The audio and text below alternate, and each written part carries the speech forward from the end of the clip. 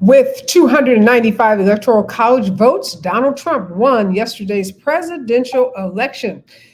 He will become the 47th president of the United States when he is inaugurated on on January 21st, that is 2025. Trump's return to the White House was powered by a realignment of the American electorate that upended decades of traditional coalitions as he maintained his majority support among men and white voters without college degrees, but made dramatic inroads with Latinos, first-time voters, and middle and low-income households. And Vice President Kamala Harris's attempt to allay disappointment and offer words of empowerment to hundreds of supporters as she conceded the presidential election happened this afternoon. And it happened while many of her backers wiped away tears while she spoke. She said, "The outcome of this election is not what we wanted, not what we fought for, not what we voted for. But hear me when I say, the light of America's promise will always burn bright." The VP made that speech at her alma mater, Howard University, this afternoon. And for many Democratic voters, VP Harris's loss to Trump was disappointing but not surprising. They said in interviews, agreeing that their party hadn't done enough to talk about the economy and lamenting lingering racism and sexism. Democratic voters in battleground states say they see many reasons for her defeat, including the abbreviated campaign of only 107 days, a lack of economic messaging, a drift too far to the left on social issues, the war in Gaza, and bias against Harris because she is a woman of color. And Donald Trump's victory lap was the culmination of an effort that began 6 months ago and depended on a risky gamble. And that gamble was on Elon Musk's new super PAC.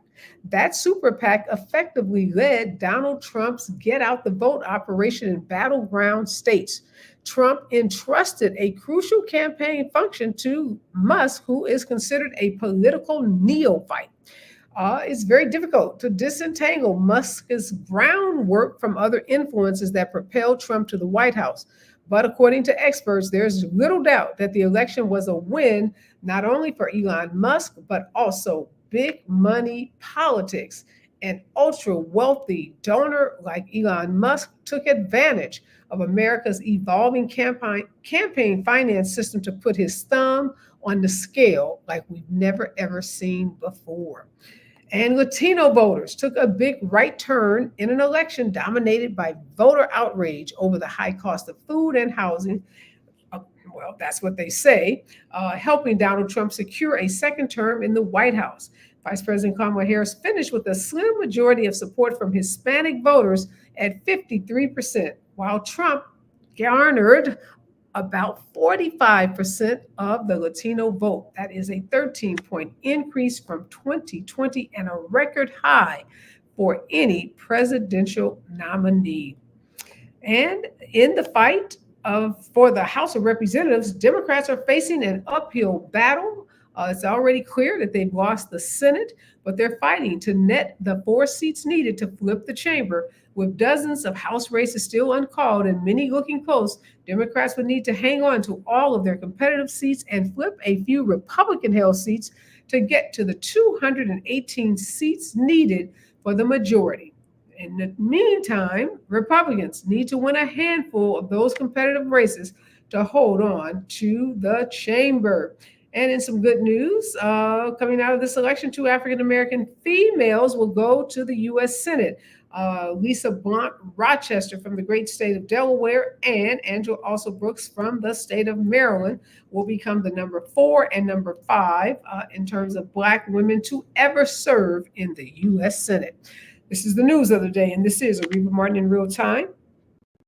And I'm your host, Areva Martin. This is your one-stop destination for today's trending news, expert analysis, and my unfiltered opinions. This is hour 2 of Areva Martin in real time, and we are continuing our election postmortem because folks are stunned, they're shocked, they're devastated, they're gutted. Folks did not anticipate not only a loss for Kamala Harris, but also losing the Senate and being on the verge of losing the House of Representatives, which could mean Republicans would have all of the marbles. They have the U.S. Supreme Court pretty much on lock with a 6-3 majority conservative court. They have the Senate on lock. They have the White House on lock. And in a couple of days, they could have the House of Representatives, which brings us to what are we going to do in this country? And of course, when I want to do a deep dive on an election, I can't think of two people more qualified to do that than my good friends, Ed Sanders, who is a veteran political analyst and strategist, and Richard Green, who is also a Democratic strategist and communication expert. Welcome to the show, Richard and Edward. I think Richard's having some technical difficulties. We hopefully will get him back. But I know you're with us, Ed. Am I not there? Oh, you're here. Both. Great. Okay. Welcome, Ed, Richard. Thank you. Ed, kick this off. What are you thinking? What are you feeling? What happened yesterday? No, I mean, look, I think first things first, I am no longer trusting any commentary on polls, I think we've talked about in the past, the science of the political science of understanding, who is a likely voter, is off. And the last couple presidential cycles have showed it. This may be a 50-50, country where if we're talking about 100% of always voters, but when we start to get into the conversation of who may vote, who may not vote, it's really difficult to predict, and the models are off. And so what we're seeing is that, the Democratic Party has struggled in, let's say, two of the last three cycles, 2016 and yesterday, to turn out its base. Donald Trump basically hit his number. He slight surge, but he more or less hit a rather consistent number for him. And the real issue here is that yesterday the Democratic vote didn't match the vote in 2020. Nationwide, roughly 13 to 15 million votes difference between Joe Biden and Kamala Harris. Kamala ended up coming in right around where Hillary did. And now you've got to measure, what is it? Where did those 15 million votes drop off? And what are the issues that bring those people back to the ballot box? I think in 2020, it was pretty clear with the COVID and the way that Trump mismanaged that whole process, that people were engaged, came out, voted against him. This time, I think what's unfortunate, and let me say this, I do think the vice president ran a hell of a campaign. Let me say that, right off the bat, when you look at the headwinds that she had, Biden's, approval rating was sub 40%. He stumbled in that debate. For her to jump in when she did and basically run a short presidential race, the honest truth is she ended up pulling in, about 2 million more votes than Hillary Clinton. And that's really admirable in such a short term. But the party really has to figure out what it's got to do to talk to people to bring them back to the polls in the fashion that they did in 2020. So yeah, that's the sum and the short of it. That is a shocking number, Ed and Richard. 15 million voters did not vote in this election, who are Democratic voters who voted in 2020. Richard, and I guess the big question I have is, did we lose them? Have they defected to the Republican Party? Did they fall off the voting rolls? I mean, you just don't lose 15 million. Maybe we're talking about 15,000. This is a huge number. Where are those voters? And what went wrong with our operation that we weren't able to get those 15 million people to the polls? I have a 4-letter word for you, and not that one, that will explain this. I just saw a video from Torre. Do you know Torre? Yes.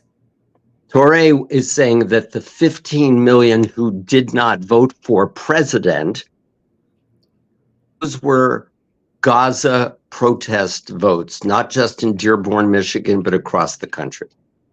And if that is true, I think we need to have a really, really long come to Jesus conversation with those 15 million people.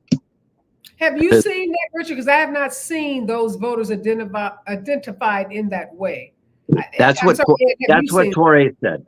That's what Torre said. A journalist, but Ed, have you seen that? Because I have not seen that in any of the exit polls.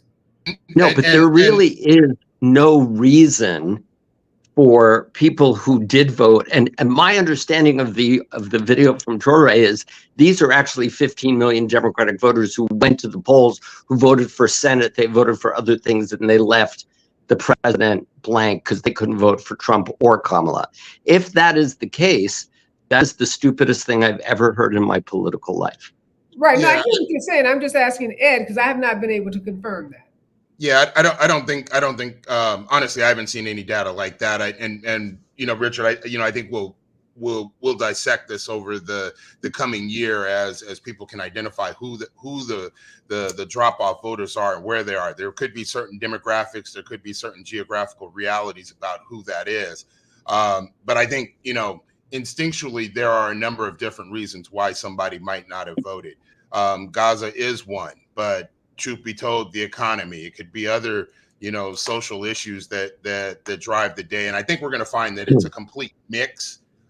My sense is that 2020, again, there was this crisis of COVID and a clear mismanagement of the incumbent and a lot of anger at the incumbency. And that brought people out to the polls to reach that 80 million. In this case, the incumbent is Joe Biden, the feeling of a lackluster economy. They didn't come out to support Kamala, but I don't disagree with you that there are some protest votes in there, but I don't think all 15 million by any stretch. Yeah, I can tell you.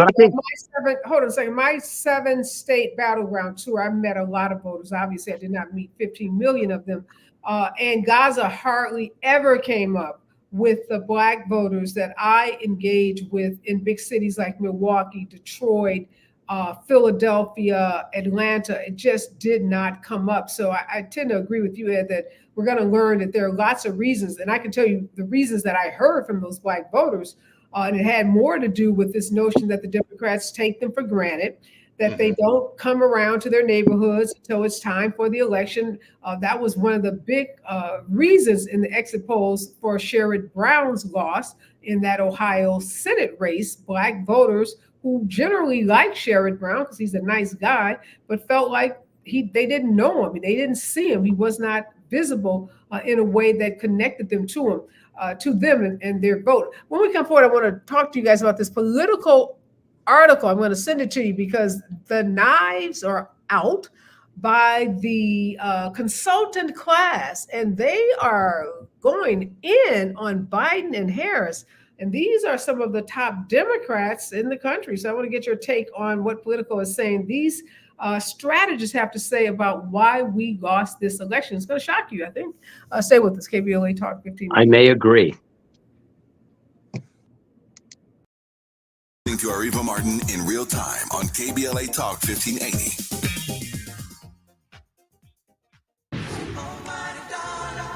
Are you an entrepreneur looking to take your business to new heights? KBLA Talk 1580 is your partner in success. Every day, we celebrate and elevate Black-owned businesses across our community. Our KBLA SMB marketplace currently features The Cookie Dip, Badass Bakes, Hair Concoction, Higher Education Accreditation Consulting, LACC Radiology Technology Department, and Malik Books. Your business deserves to be heard. Let KBLA Talk 1580 amplify your voice and connect you with our powerful community of listeners. Email smb@kbla1580.com today. That's smb@kbla1580.com. At KBLA Talk 1580, we've got your flag.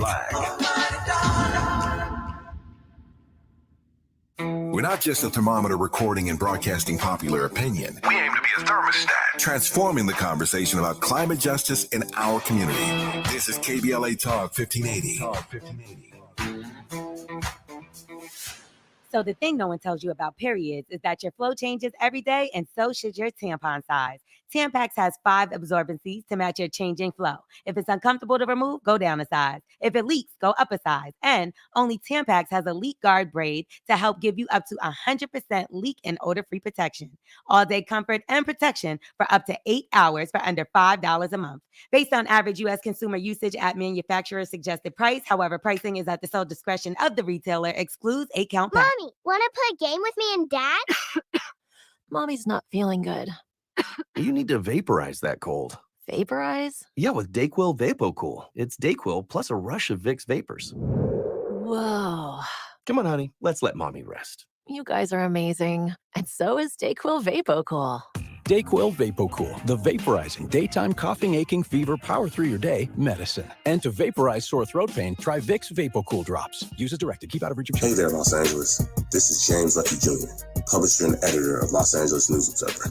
Are you hungry for news that matters to you in the African-American communities of Los Angeles? Well, buckle up, because we got the scoop you've been craving. Stay in the know and never miss a beat with our free weekly publications conveniently available near you. Or hop on the digital wave and become an exclusive subscriber at OGNSC.com.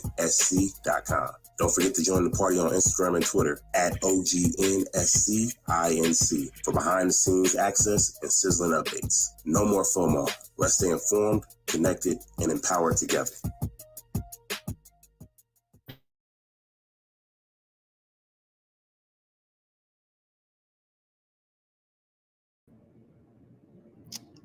We're back, and Ed Sanders and Richard Green are joining me for our election post-mortem. And they're both very senior strategists, so they know their politics, they know them well. So this political article just came out. It's just a scathing article on both Harris, on Biden, on the party, on voters. I think there's a jab at Black women at the end with this reference to Sister Soldier.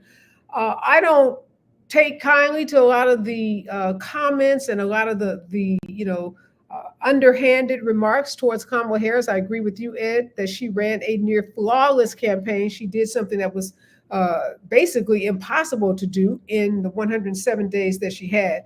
But we know the chattering class of strategists. These are the folks that make millions of dollars every year in campaigns. They've got to come out and, start pointing the fingers so that they can, make themselves look like the heroes for the next big election. So a couple of things that they say that are really troubling.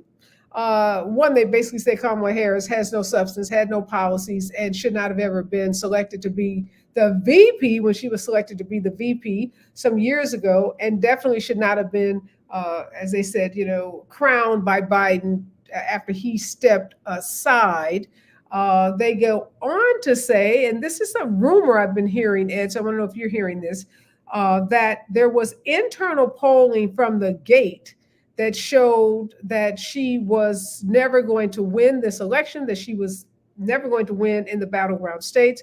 And the rumor goes that Obama and Nancy Pelosi were late, come to the party folks. They were holdouts because they had seen similar polling.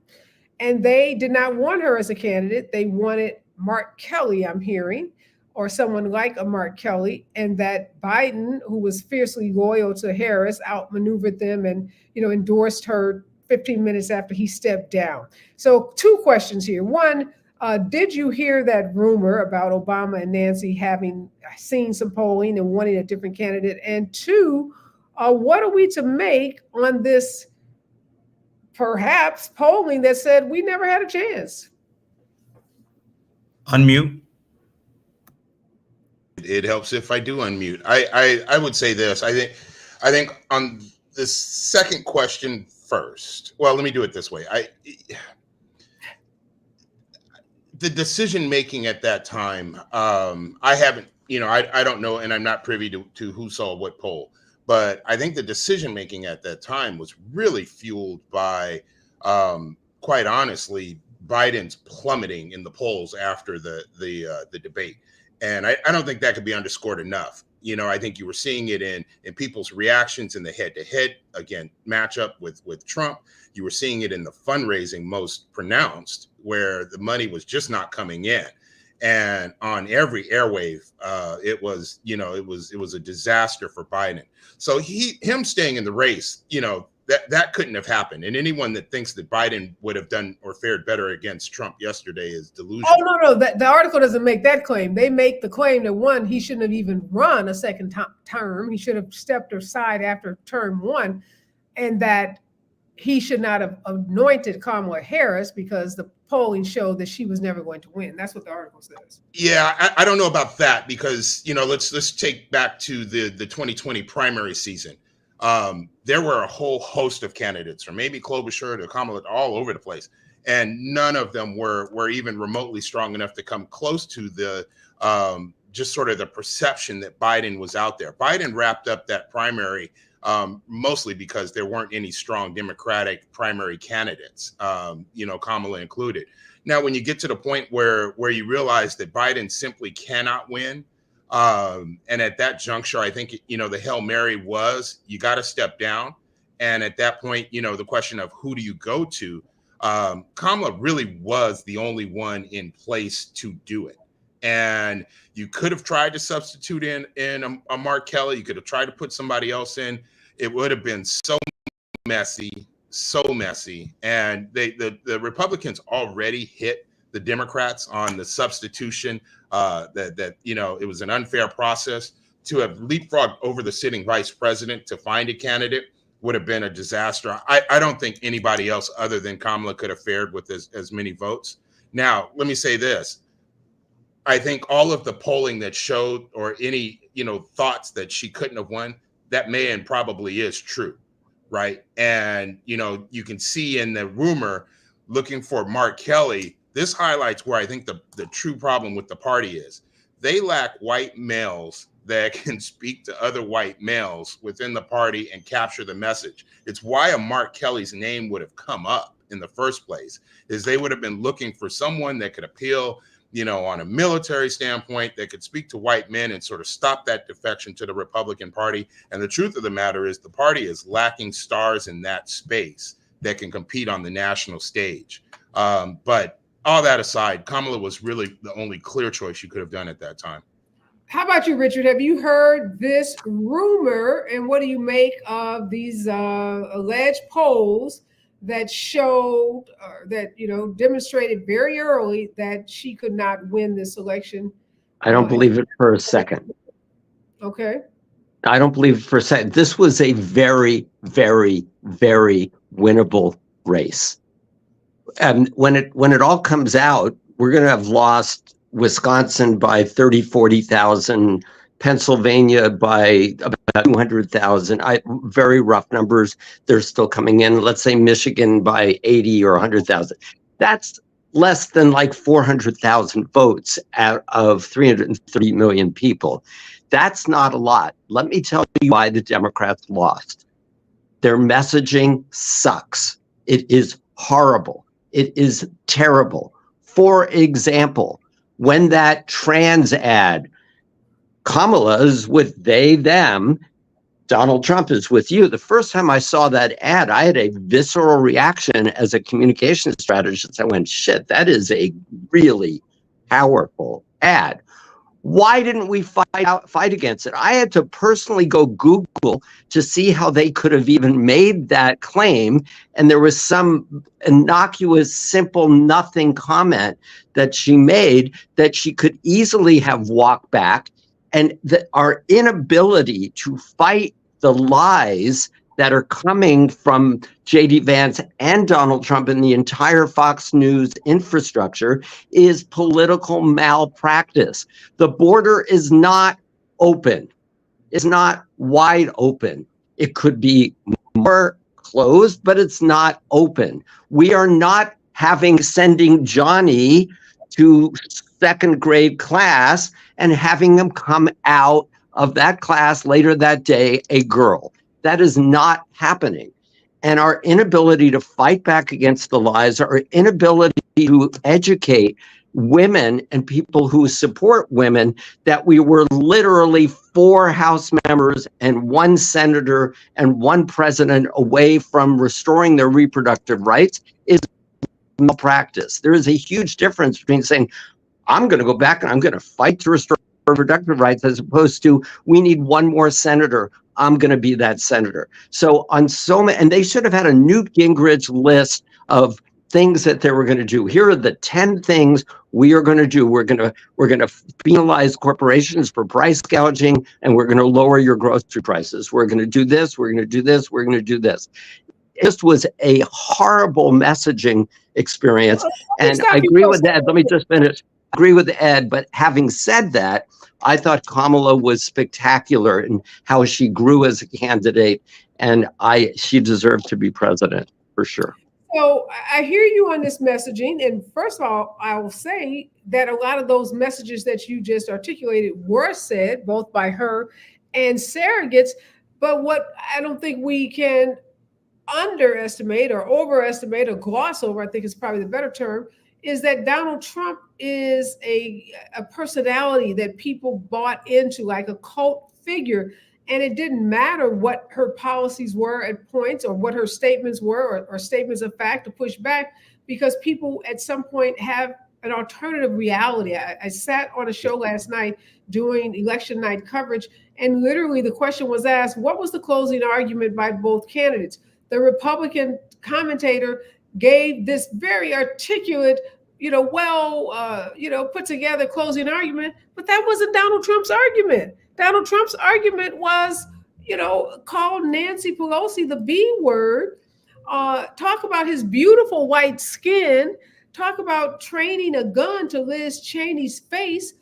He just acted as if none of that had been said by Donald Trump, and Donald Trump had a cogent, and persuasive argument on the economy and immigration. So we just live in two different realities when you talk about Republicans and Democrats. When we come forward, we got to talk about Elon Musk. He took over Donald Trump's ground game as a political neophyte and obviously did a good job because he turned out 72 million voters and helped Donald Trump win the presidential election. Stay with us, KBLA Talk 1580 when we come forward. Is the right time. More of Areva Martin in real time when we come forward. I'm Amber Payton with 4 things you should know from BIN News. Our election coverage continues. Some top members of the Harris-Walz campaign are giving themselves a blunt assessment of their efforts. Campaign surrogate Lindy Lee said losing to Donald Trump was a, quote, red wedding moment and a bloodbath. She says one of Harris's biggest failures was not separating herself from President Biden when she told The View she would not have done anything different than the president. Reports say Vice President Kamala Harris has called Donald Trump to concede the election. Harris congratulated President-elect Trump on his victory, while according to Trump's spokesperson, he acknowledged Harris on her strength, professionalism, and tenacity throughout the campaign. Abortion protections passed Tuesday in 8 of 10 states where they were on the ballot. South Dakota rejected constitutional protections for abortion, where a near-total ban will remain in effect. And former President George W. Bush is congratulating President-elect Trump. Bush previously declined to endorse either candidate this election. Get BIN News on demand 24/7 at BINnews.com. Starting in East LA, 710 southbound before 3rd Street, an accident cleared from the right shoulder, but you stop and go from Cesar Chavez Avenue. 118 eastbound just beyond Tampa Avenue. It's a broken down vehicle in the middle lane, causing delays from DeSoto Avenue. And problems continue in Orange County and Fullerton. 57 southbound before Orangethorpe. A big rig that's leaking fluid is still blocking the middle lane. You're backed up from Lambert Road. September 15th to 21st is Asthma Peak Week with the highest concentration of asthma flare-ups and hospitalizations. To become a more active participant in your care, visit luma-edu.com. This message is brought to you by Amgen and AstraZeneca. Shop early, save big all month long during Black Friday buildup at Lowe's. Right now, shop top tools from DeWalt, Craftsman, and Cobalt, now $99, because Lowe's knows deals. Discount taken at time of purchase while supplies last. Selection varies by location. This is the KBLA Sports Minute with Ray Richardson.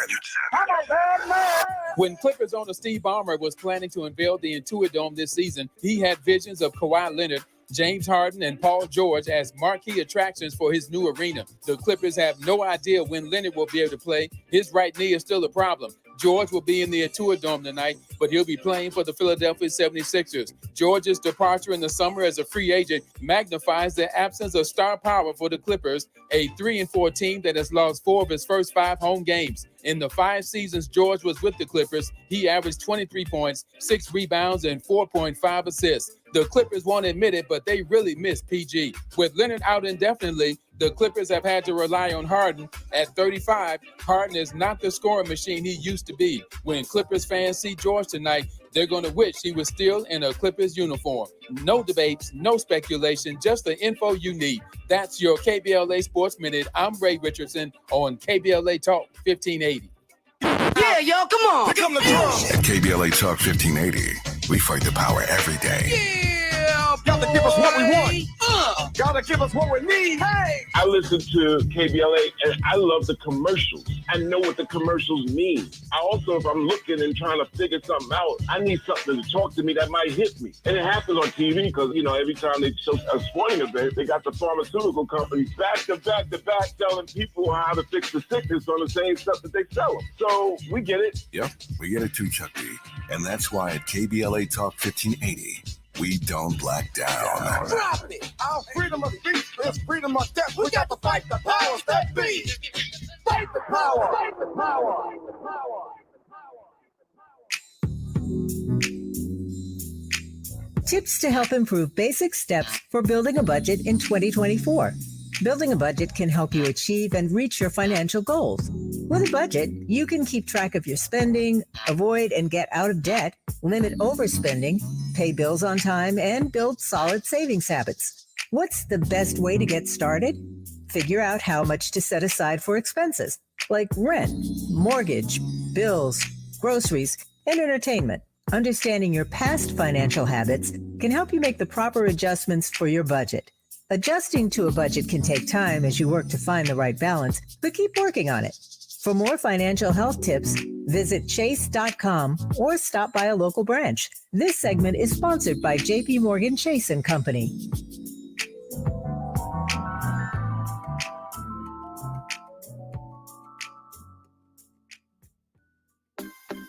On your period, sudden gushes happen without warning. But now you can say goodbye to stand-up gush fears thanks to Always Ultra Thins with rapid dry technology. It absorbs gushes 2 times faster than the leading store brand and gives you up to 100% leak-free protection. Hello, clean and comfortable with Always Fear No Gush. KBLA Talk 1580. We've got a lot to talk about. Imagine a Los Angeles where everyone can thrive, where communities have access to the resources they need to succeed. That's the vision of Detours Mentoring Group, Inc. They're dedicated to improving life in LA County by providing educational support, employment assistance, and spaces for community engagement. By 2050, they want LA to be the best place to connect, create, learn, live, and play. They're working toward an education system that's well-resourced and culturally responsive, becoming a hub for artists and innovators, and making sure everyone has access to healthy food, quality healthcare, and safe housing.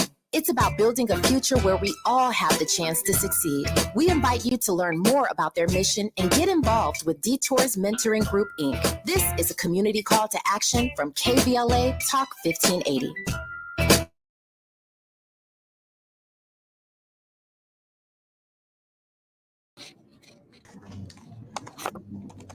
We are back, and Ed Sanders and Richard Green are joining me, both veteran political strategists. This is our election post-mortem show.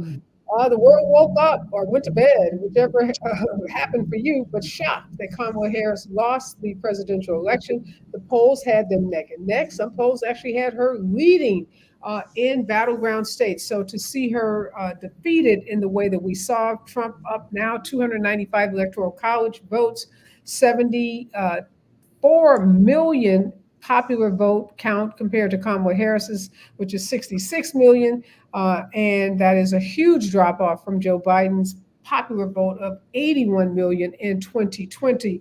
All right, Ed, let's talk about Elon Musk. So Elon Musk buys Twitter, renames it X, tells us it's going to be a public square that's open to all voices and all viewpoints, that he's going to mete out the vitriol, the hatred, and the political bots. And he does everything but those things. He turns it into a mouthpiece for his own conspiracy theories, extreme theories, turns it into a mouthpiece for the Republican Party, and then goes one step further, turns it into a mouthpiece for Donald Trump, and then decides to put hundreds of millions of dollars into a super PAC to run Donald Trump's ground game. We know Donald Trump has never had a very strong campaign team, very traditional campaign team. That's not the way he operates. But Elon Musk saw a need for there to be a ground game and said, I'm willing to take it on and to finance it. We had Jeff Bezos basically putting his thumb on the scale, saying no endorsement from the Washington Post. We saw the owner of the LA Times, another billionaire, saying no endorsement in the presidential election from the LA Times. These billionaires are active. They were active. They obviously are cozying up to Donald Trump.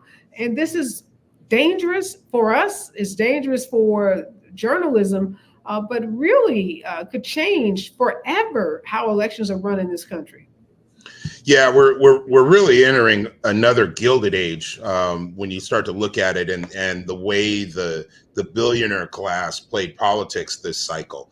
And we do recall in the last Trump administration how many billionaires there were in the cabinet. And the honest truth, investigative journalism has never really laid out what those billionaires gained from their participation in the administrations. But with Elon Musk, I think, one of the first things that come to mind, obviously the wealth, he's the world's wealthiest man. And what when you can fork over what I think $120 million to do turnout, that is just circumventing the donor laws, in ways that are now legal. But I would call out the rise of social media and the change of social media in this election cycle. What I will give the Republicans a lot of credit on is they established the issues that decided this election, and social media did it. And it might not have necessarily been the campaign. There are hundreds of thousands of content producers that produce content that just amplify the messaging that I think decided this race. You can think about the dogs and cats in Ohio, eating dogs and cats. That ran viral. You can think about, honestly, during the Olympics, the fighter that, I think the transgender fighter that was fighting the female in the Olympics, that ran, constantly. And it just reinforced campaign themes that Trump was hitting. And, the honest truth is I think they used it to establish, and they did it very well. They established those issues that they wanted to run on, immigration as well, the quote of the invasion and all of that. You saw that online. And the truth of the matter is most people open up their social media before they get their news from, the corporate news stations. But your point is well taken. The billionaire class really came to play in this election, and you named a handful of them, and we know the others across the spectrum were playing roles in different areas as well. Yeah, let's talk about Gen X. Richard, you love to talk about young voters. Last night, we saw long lines at lots of colleges and universities. We know that the Democrats made a big play for young voters. They had a lot of pop icons from Taylor Swift to Cardi B come out to try to energize that young vote. I don't think I've seen the exit polls in terms of how Gen X and young voters turned out in this election compared to 2020 and 2016. Do you have those numbers? Not yet. And but I have to say, first of all, I want to say Elon Musk probably is the second richest man in the world, and I want to know what he and Vladimir Putin were talking about all these past months, and was there any shenanigans that was going on? But that's a whole nother issue. I think the problem that Democrats have with young people is the same problem that they have with older people, which is the brand sucks. The brand does not have the power that it had when you and I were young. Whereas it was the anti-Vietnam War protest and only Democrats were doing that. What is the identity of the Democratic Party? And whatever it is in a positive way has been polluted by all this trans stuff and this broken border stuff, and crime is terrible and they don't care about your pride. They keep saying the economy is great, but you can't afford bacon or eggs. So again, for me, the best communicator almost always wins elections. And I think Kamala was fantastic, but her messaging was not strong. And she suffered, if we're honest, from the fact that she's not a man. So you have a very competent woman in 2016 beaten by an incompetent man. You had an old white guy who gets to beat the incompetent white man, and then you have a very competent black woman who can't beat the even more incompetent guy. So I think we have a problem with misogyny. And yes, if Gen Z had gone out and voted at the levels that older people voted, it's always going to be different. But I want to say one last thing. The most important thing in this election is going to be revealed, not last night. It's going to be revealed in the next few hours, maybe the next few days. And that is what happens to the mostly California House candidates in this election. Are the mail-in ballots going to save them? Because they're all behind by a few thousand votes. If Democrats lose the House, Republicans will have a trifecta. They will have complete control over the Senate, they will have complete control over the White House, and they will have complete control over the House of Representatives. That's called a trifecta. What that means is I promise you within the next few months, there will be some form of a national abortion ban, which will affect every single person in all 50 states. And it's going to go down to 1 or 2 House seats in the next couple of days. We'll talk about those House seats, Ed. I know you've studied what's going on in California closely, but we do have an update from NBC on Gen X voters across the board. Both genders, meaning men and women, voted pro-Trump. Despite the overturning of Roe v. Wade, despite his guilty verdict for being a sex abuser, or the adjudication basically that he was a rapist, despite his just long history of misogyny, Ed, young voters said, that's our guy. Oh, yeah. Yeah. I think, Richard, you started to characterize it, right? The fight that draws young voters in used to be sort of the anti-war fight, right? The let's get us out of Vietnam, all of those sorts of things that have always sort of driven the young voter in. The truth of the matter is the Republican Party captured that momentum. There wasn't anything in to your point about what did they have, Ed? They weren't getting out of anything. The immigration issue. I think the immigration issue and the open border conversation was palatable amongst the young voters. I'll wait to see what the data bears out, but my sense is that plays a lot heavier than those of my generation think it does. I think the most compelling thing that I heard over and over and over from people who are voting for Trump was, I had more money in my bank account. I was doing better when he was right. And Kamala Harris and the Democratic Party needed to have an answer for that, and we didn't. And citing some economist, sitting in an ivory tower in some, school, in Massachusetts, that doesn't cut it. We needed to have an answer for that. I got to correct the record on that, Richard. We saw Charlemagne the God. We saw untold numbers of surrogates. Obama himself breaking down this notion that somehow folks got STEMI checks and they had all this money because of the pandemic and that Donald Trump was responsible for it. I know myself and 1,000 guests on this show ad nauseum beat that drum, broke that down. Who was responsible for those checks? How those checks were a one-time situation tied to a horrific pandemic, not something that people should expect in January of 2025. So there were powerful messages about that particular pot of money that many young folks identified. We got to take a break, but we come forward and want to talk about one of the statements in this Politico article says that the reason Kamala Harris lost was because she could not separate herself from Joe Biden. They referenced that answer she gave on The View when they says, what's one thing that you would say, separates you from Biden? And Kamala Harris responded, there wasn't anything that she could think of in the moment. The writer of this article and the chattering class of strategists say that was fatal to her loss. I want to get your response to that on the other side. Stay with us, KBLA Talk 1580. You're listening to Areva Martin in real time on KBLA Talk 1580.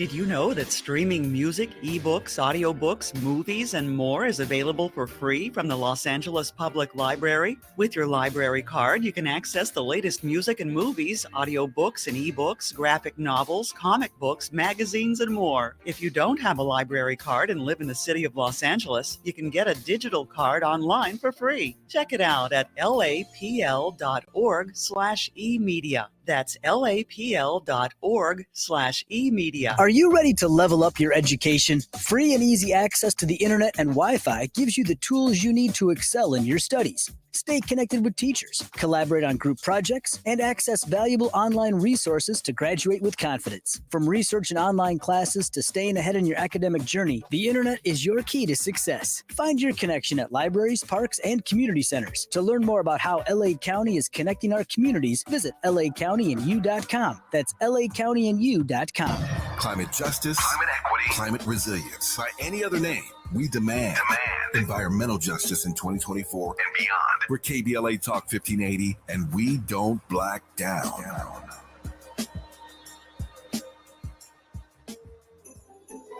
This season, Chevy brings classic pairings, cookies and milk, mistletoe and kisses, and your holiday plans and a new Chevy.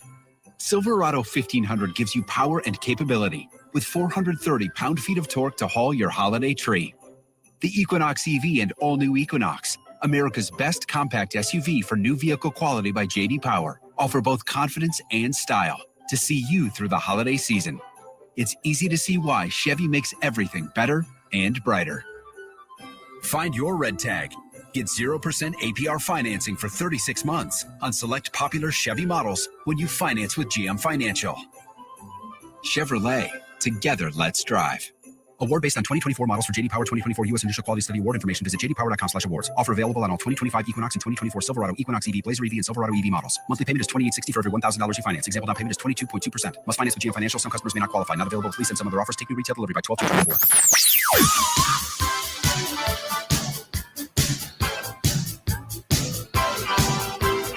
This is KBLA Talk 1580. Talk radio. That's music to your ears. We're unapologetically progressive. KBLA Talk 1580.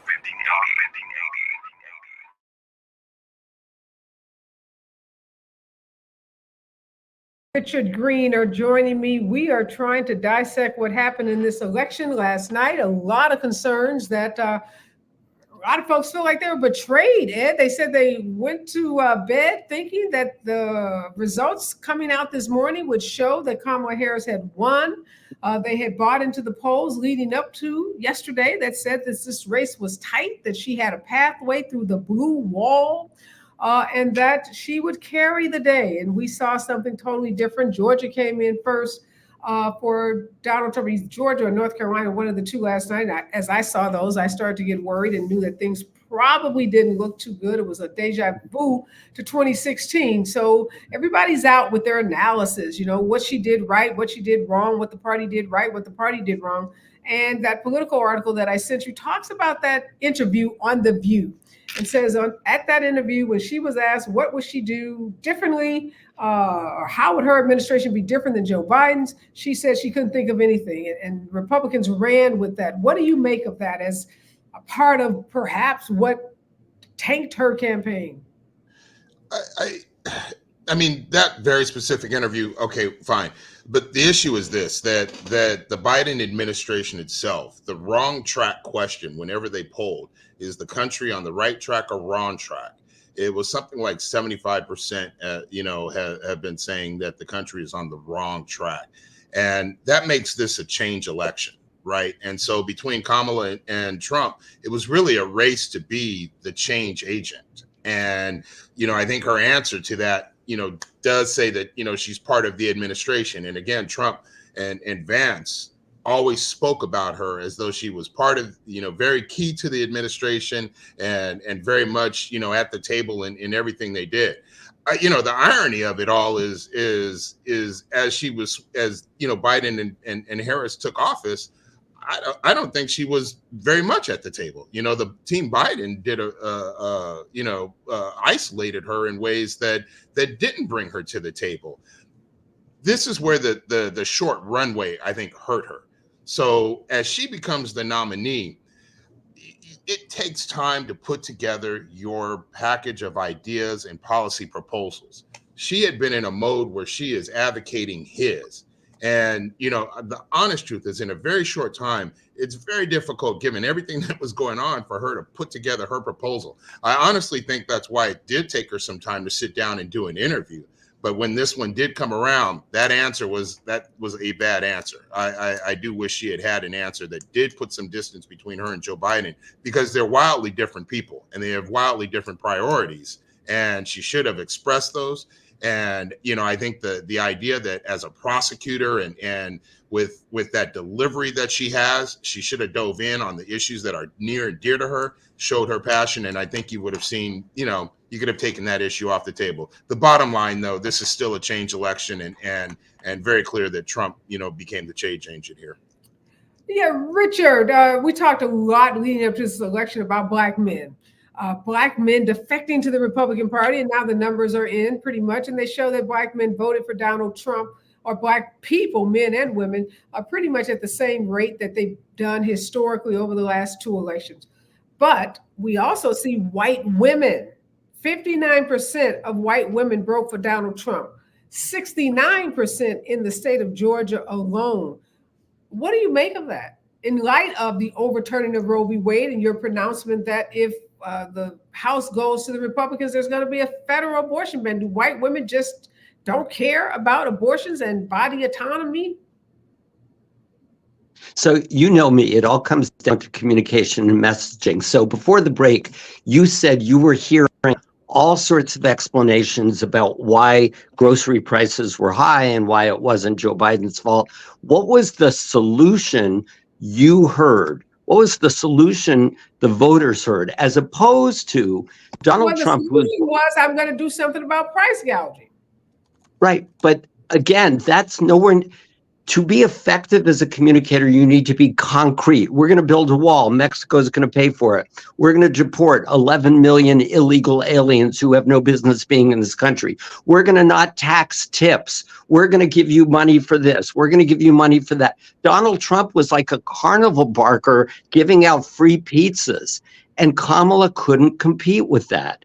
And so I think it's just a problem with communication. I don't think one interview where she said, I can't think of anything, I think that was in a way laudable. She is so loyal to Joe Biden, and I love that. That should be a positive attribute.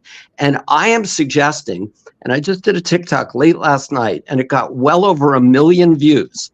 And I'm suggesting that Joe Biden do a favor for Kamala Harris. And I want to hear what you think about it. I think Joe Biden should resign before noon on January 20th and allow Kamala Harris to be the first female president of the United States. That could easily be done. He just has to step aside. Kamala instantly becomes president for the last week, 2 weeks, 3 weeks, and give some hope and some acknowledgement to what an extraordinary human being she is and public servant. What do you think about that? Well, I don't know about that, Ed. What do you think? A lot of folks will think that's pandering. They'll think that is demeaning to her. Patronizing. Yeah, it's a noble sentiment. I mean, listen, if they're going to get anything Let's done, break the glass ceiling is what I'm saying. I would be in about breaking it contact for with 20 seconds. That's not very meaningful. Yeah, if they're going to do anything in this period, I would start to look at some of the Supreme Court justices where they could make it. And I love Sonia Sotomayor, but I think when you start looking at sort of the ages, if they could replace a justice very quickly, you might want to do that. Yeah, I don't think that's not Richard. I get your point, but it sounds so gimmicky. And I would think, beneath the brand for Kamala Harris. If Joe Biden really wanted to resign and make her president and give her a real opportunity to be president, that should have been done months ago, a year ago, or sometime when she could have really served as president ceremonially. I agree with that. For 20 minutes, I think it is demeaning to her. I think it's patronizing. I think it does to her what Donald Trump says he's going to do to women when he says, I'm going to protect you, whether you like it or not. A big part of this race for me, what's so disturbing, is the patriarchy.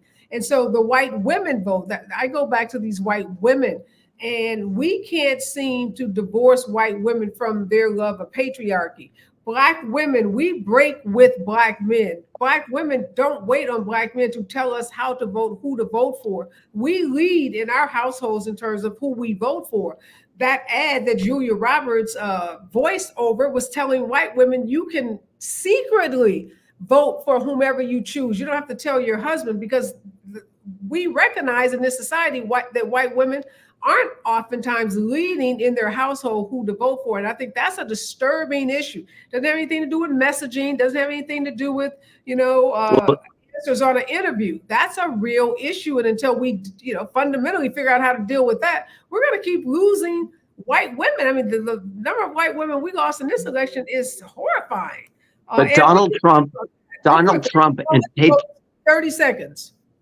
Donald Trump and patriarchy provides something that is critical for what a lot of people, men and women, need, which is a strong man, which is, I'm going to take care of you. And that was, in fact, the closing message of Donald Trump. I'm going to take care of you. And for whatever screwed up reason, that really resonates for people who are insecure and need a strong man influence in their life. With the 90% of Black women that voted for Kamala Harris, but go ahead, Ed, your 30 seconds on this patriarchy issue that's killing us.